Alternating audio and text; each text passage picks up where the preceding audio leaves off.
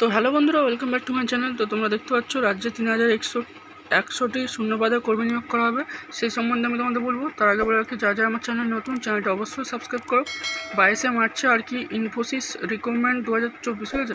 22শে মার্চে ইনফোসিসের তরফ থেকে বলা হয়েছে যে 3100টি শূন্যপদে কর্মী নিয়োগ করা হবে, ঠিক আছে। তো এখনও কিন্তু বলা হয়নি কবে নিয়োগ করা হবে, ঠিক আছে। তোমরা ওয়েবসাইটটা ফলো করবে আর আমি তোমাদের আপডেট দিয়ে রাখবো। আমি শুধু এইটুকুনি তোমাদের ইনফরমেশান দিতে এসেছি যে ইনফোসিসের তরফ থেকে কিন্তু বলে দিয়েছে 3100 শূন্যপদে, যা এপ্রিলে কিন্তু তোমাদের রিক্রুটমেন্ট বেরোবে, ঠিক আছে।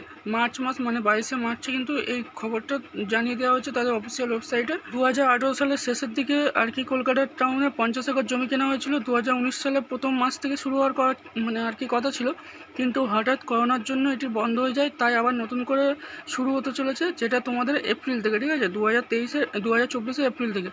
তো আমি তোমাদের আপডেট দিতে থাকবো। তোমরাও ইনফোসিসের যে অফিসিয়াল পোর্টাল আছে, সেই অফিসিয়াল পোর্টালে গিয়ে তোমরাও দেখতে পাবে। তো আজকের ভিডিওটা এত অবধি, শুধু এইটুকুনি ইনফরমেশান দেওয়ার ছিল। আবার দেখো নতুন কোনো ভিডিও নেই।